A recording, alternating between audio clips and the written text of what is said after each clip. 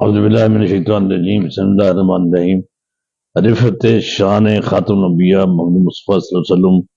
کا یہ جو ہم نے دوسرا گوشہ شروع ربیع الاول کے بارے سے اس کو عنوان دیا ہے، بس سے ربیع الاول دوسرا گوشہ، اس کا یہ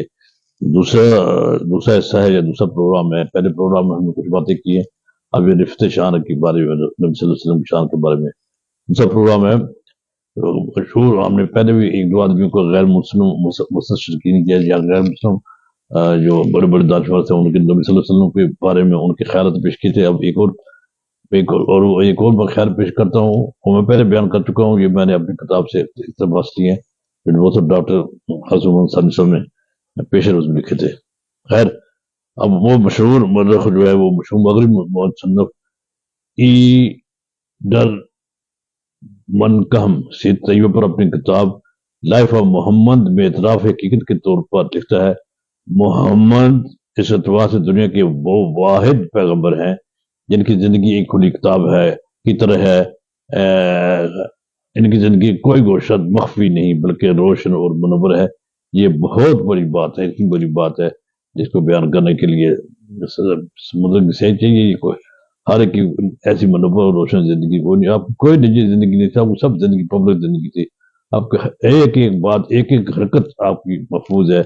اور اس سے لوگ رہنمائی حاصل کرتے ہیں۔ مہارانی آرٹس کالج میسور بھارت کی صدر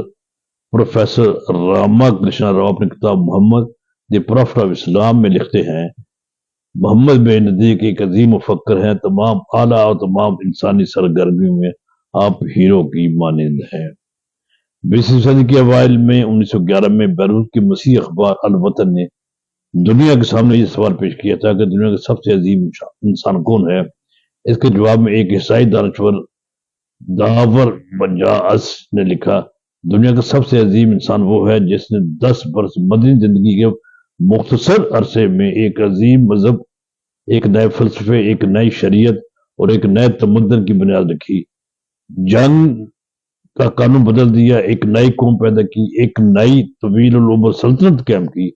ان تمام کارناموں کے باوجود یہ عظیم انسان امی اور ناخواندہ تھا۔ وہ کون؟ محمد بن عبداللہ قریشی، اسلام کے پیغمبر صلی اللہ علیہ وسلم۔ 21ویں صدی کے آغاز میں رابطہ علیہ اسلامی مکہ مکرمہ نے اپنے مشہور ہفتہ روزہ عربی جدید العالم الاسلامی 28 ربیع الاول 1421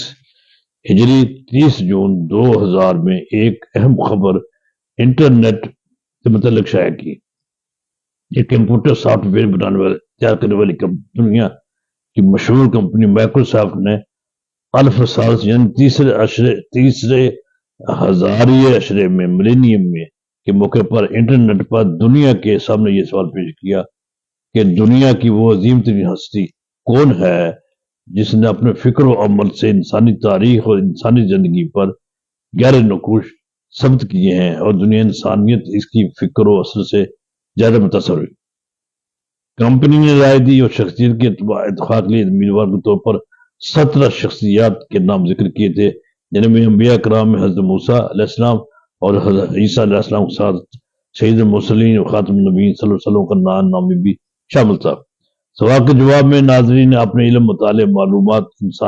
انسانی تاریخ اور انسانی تہذیب اور تمدن کے تجزیے کی روشنی میں اپنے رائے انٹرنیٹ پر پیش کی تھی کہ انسانی تاریخ کی وہ عظیم ترین اور با اثر شخصیت جس نے اپنی فکری، عملی اور اخلاقی قوت سے دنیا میں ایک عظیم اور مثالی انقلاب برپا کیا اور انسانی فکر و تاریخ کے دائرے کو بول کر سسکتی اور بلکتی انسانی کو سعادت و فلاح کی راہ پر گامزن کیا۔ وہ پیغمبر اسلام حضرت سرور کائنات حضرت محمد مصطفیٰ صلی اللہ علیہ وسلم کی ذات و بابرکات ہے۔ اس موقع پر یہ حقیقت پیش نظر لے کہ انٹرنیٹ پر رائے دہندگان میں غالب مغرب کی مسیحی دنیا پر مشتمل تھی۔ غالب اکثریت یعنی انٹرنیٹ پر رائے دینے والے دہندگان میں غالب اکثریت مغرب کے مسیحی دنیا پر مشتمل تھی، جس نے رسول اللہ صلی اللہ علیہ وسلم کی ذات گرامی کو نہ صرف 21 صدی بلکہ ہر صدی کا ہیرو اور عظیم انسان قرار دیا ہے۔ سرکار دو عالم دو جہاں صلی اللہ علیہ وسلم کی مدد و رفت اور تعریف کا یہ وہ مثالی اور تاریخ سات پہلو ہے جس کی روشنی میں اجالا بڑھتا ہی چلا جا رہا ہے۔ آپ کے ذکر کے مبارک سے دنیا روشن اور آپ کے تینوں تعلیمات کی نور سے انسانیت منور ہوتی جا رہی ہے۔ ان تمام باتوں کے باوجود یہ بھی ایک ابدی اور تاریخی حقیقت ہے کہ لا يمكن صناعكم ما كان حقه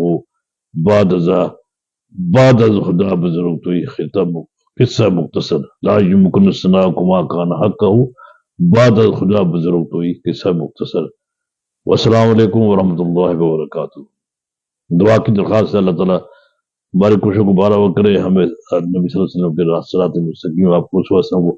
اپنانے کی توفیق اور ہمت اور عطا فرمائے، آمین یا الہ اللہ آمین۔